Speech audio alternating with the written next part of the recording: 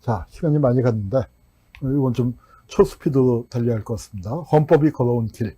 헌법이 걸어온 길은, 이거 사실은 뭐 한 15분에 얘기할 건 아니고요. 제가 그 한 학기 수업을 한 적이 있었습니다. 한 학기 수업을 한 적도 있고, 헌법과 반헌법으로 이렇게 휴머니스트란 출판사에서 이렇게 몇 차례에 걸쳐서, 그때는 4번에 걸쳐서 이제 강연을 한 적이 있는데, 총평을 하면 헌법의 순환사를 1기와 2기로 나눌 수 있을 것 같아요. 처음에는 헌법을 만들었는데, 좋은 헌법을 만들었어요. 그랬더니 권력을 가진 놈이 헌법을 고치려고 하는 겁니다.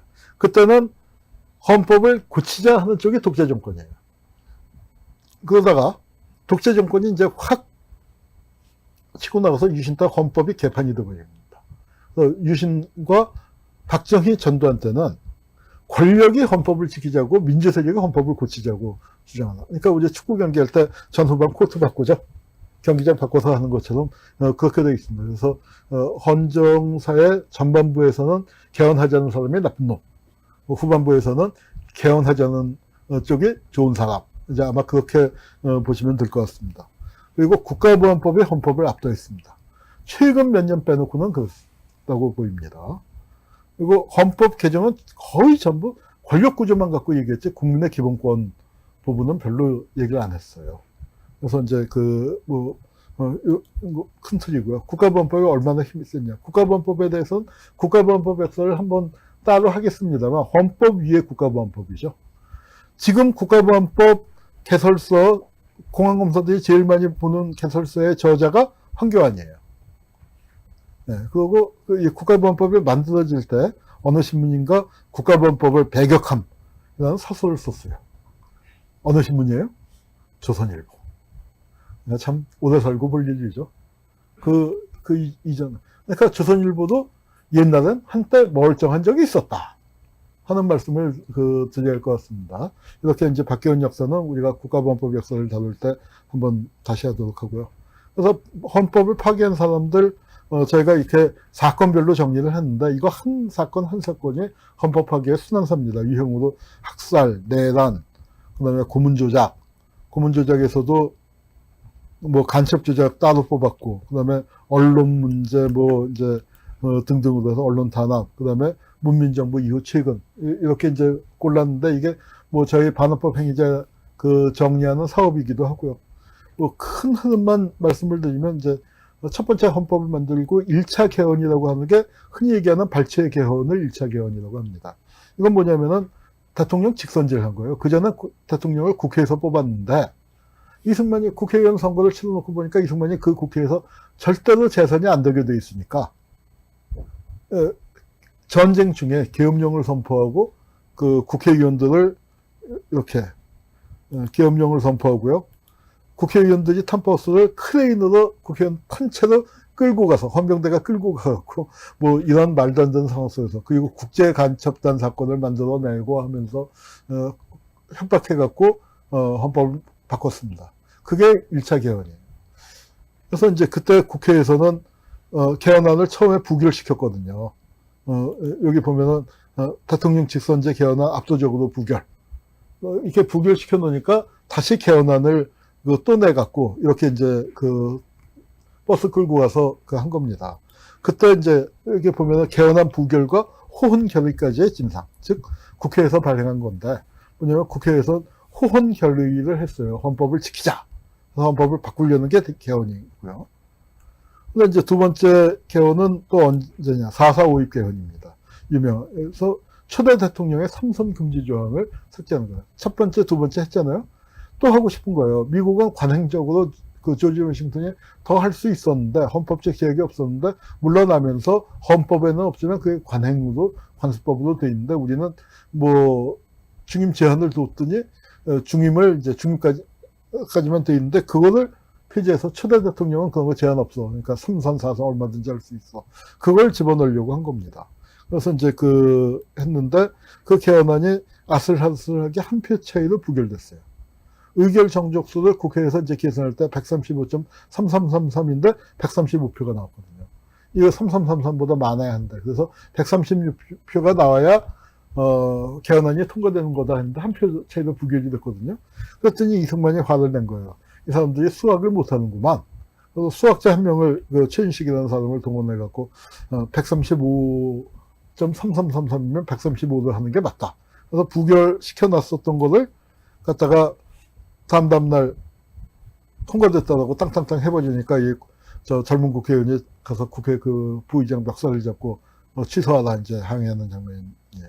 이렇게 해서 엉터리 개헌을 했고, 그렇게 가다가 이제 4.19가 터졌습니다. 4.19가 터져서 4.19 때 이제 그 3차 개헌, 4차 개헌을 하게 됩니다. 3차 개헌이 바로 그 유명한 내각 책임제 개헌이고, 4차 개헌은 좀 간단한 건데, 뭐냐면 그 헌법 부칙을 바꿔요. 그래서 부칙을 바꿔서 이 3.15 부정선거의 원흉을 처벌하려고 하는데, 그 당시 선거법으로는 너무 약하다. 그래서 이제 그걸 바꾸게 된 거고요. 그 다음에 5차, 이제 5.16이 터지고 난 다음에 5차 개헌을 합니다. 그래서 5.16 후에 만들었는데, 이른바 제3공화국 헌법인데, 5.16이라는 군사 반란을 통해서 만들어졌지만, 그래도, 헌법학자들, 문제가 없는 건 아니지만, 독소 조항이 가장 적었다. 그래서 아시아 여러 나라의 헌법 중에서는 그나마 괜찮은 헌법이라고 불렸었는데, 이걸 이제 네 번째 바꾼 게 4차 개헌이 바로 저 개헌을 한 게 삼선 개헌을 하게 됩니다. 삼선 개헌을 한 게 이제 6차 개헌이 되는 거고요. 그 삼선 개헌을 이렇게 해버렸습니다. 그 다음에 이제 유신헌법을 이제 만들게 되죠. 유신헌법을 하면서 이제 헌법이 완전히 누더기가. 삼선 개헌은 독소조항 하나가 삽입된 거였다면, 이 유신헌법은 완전히 헌법을 다 처음부터 다 바꿔버렸는데, 평화 통일을 지향한다 그렇게 했는데, 사실은 이렇게 탱크 몰아놓고 헌법 개정은 왜 필요한가? 왜 필요했겠습니까? 박정희가 천년만년 해먹으려고 한 거죠. 종신 개헌을 위해서 한 거죠. 여기 다른 이유는 없었어요. 그렇게 해서 하고서 박정희가 이제 총 맞아 죽은 다음에 유신헌법을 이제 바꾸자. 유신헌법을 바꾸는 운동이 사실은 70년대 민주화운동의 핵심이 바로 개헌운동이었죠. 시간이 없어서 지나갔습니다만 장진화 선생 등이 주도했었던 거. 그러다 박정희가 죽으니까 이제 유신헌법을 바꾸자고 해서 권력 기본권을 바꾸자, 권력 구조를 바꾸자 해서 각 소위가 만들어져서 진지하게 논의하고 있었는데, 전두환이가 신군부가 탱크 몰고 다시 나왔죠. 그래서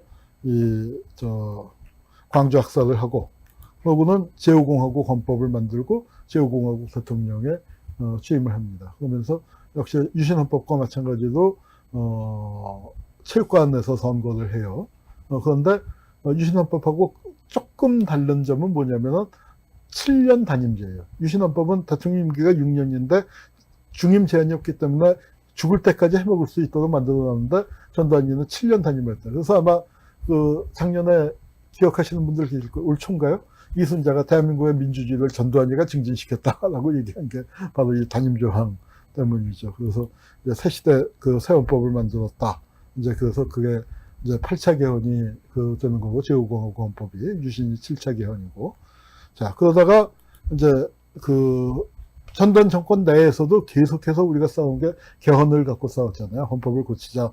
이제 개헌을 갖고 싸웠는데, 전두환이는 현행 헌법으로 가겠다. 이게 4.13 호언조치고, 거기에 반대해서 6월 항쟁이 벌어졌고, 그 6월 항쟁에 결국 전두환 노태우 정권이 굴복해서 6.29 선언, 직선제 개헌을 했는데, 이때 이게 절반의 승리가 된 게, 굴복을 하면 한편으로는 굴복이지만 또 한편으로는 거기에 자기네들이 살 길이 있을 수 있다. 양김을 분열시키면 직선제로도 승산이 있다. 그래서 결국은 이들의 계산대로 돼버렸습니다. 우리가 직선제 개헌을 했는데, 직선제를 하면은 당연히 우리가 이길 줄 알았는데 져버린 거죠. 그래서 이제 정말 어이없고 안타까운 일이 벌어졌는데, 이 헌법이 현행 헌법으로 30년 넘게 유지가 되고 있는데, 바로 1987 체제. 그래서 촛불을 거치면서 이제 1987 체제는 생명력이 다했다. 그래서 새로운 헌법을 만들어야 한다. 그게 시대적인 과제였는데, 지금 자유한국당이 꽉 이제 틀어막고 있죠. 틀어막고 있어서 개헌을 못했습니다. 그래서 다음번 총선에서